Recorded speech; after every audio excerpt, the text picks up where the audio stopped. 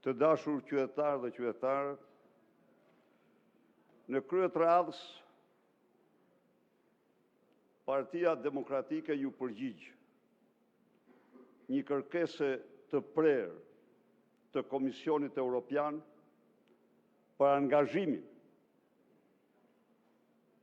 në Komision Parlamentar për Reformën Territoriale si një nga kushtet e paktat vendosura nga ky komision për progresin e Shqipërisë drejt Bashkimit Evropian.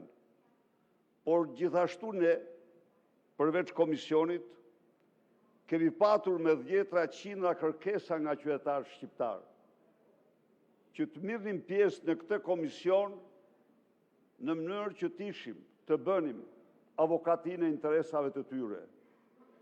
I bën të gjitha këto në kundërshtim me bindjen e thellë se Edi Rama do bënte gjithçka për të përvetësuar këtë reformë në funksion të interesave të tij mafioze, antidemokratike, antishqiptare, çpopulluese.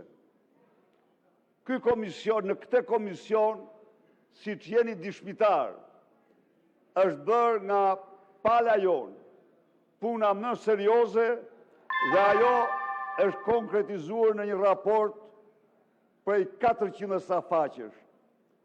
Në përputhje me agendën e përbashkët, janë organizuar 10 konsulta. Agenda e përbashkët kishte vazhdimin me konsultat të tjera. Raporti që pretendoni të paraqisni sot është absolutisht i paligj. Përfundoni ju lutem. Nuk është miratuar në komisionin parlamentar dhe në praktikën 10 vjeçare komisionet bipartizan kanë shtyrë sa ka qenë e nevojshme afatet. Kanë shtyrë afatet. Ju sot paraqiti këtu me një raport që s'është paraqitur në Komisionin e Reformës. Ky është brutalitet. Ky është një akt me të cilin ju do të doni me çdo kusht të largoni pushtetin nga qytetarë.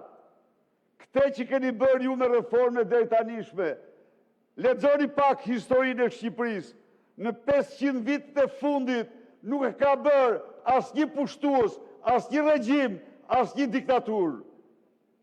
Dhe tani, kur e patë se shqiptarët hedhin poshtë me përçmim reformën e bërë, ndërpret konsultat, sillnin parlament në mënyrë të paligjshme një raport, ja ku raporti ynë, por ne, gjersa ky raport nuk është i miratuar, nuk është i debatuar, s'po themi miratuar, në komisionin e ngritur, ne nuk e dorëzojmë, sepse duhet edhe ai që ka përgatitur palat juaj, edhe ky, të paraqiten në komision, të debatohen, pastaj të vinë në parlament. Po ju s'keni as ligj, as kushtetut, as norm, as moral, veproni në këtë mënyrë. Çfarë mendoni ju se shqiptarët s'do kuptojnë?